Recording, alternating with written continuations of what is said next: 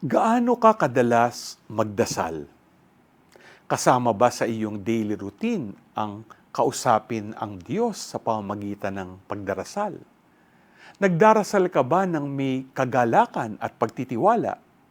Sa gospel natin ngayon, pinapaalalahanan tayong palagi nating idulog sa Diyos. Katulad ng sinabi ng isa sa mga alagad, Lord, teach us to pray, upang mas mapalalim pa ang ating ugnayan sa Kanya at upang mas makita natin ang gustong ipagkaloob ng Diyos para sa atin.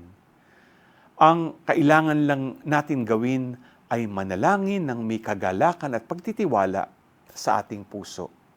Kaya panawagan sa atin na sa bawat pagdulong natin sa Diyos upang tayo turuang makipag-ugnayan sa Kanya, isama din natin na turuan pa tayong maging mabuti sa ating kapwa. G ka ba?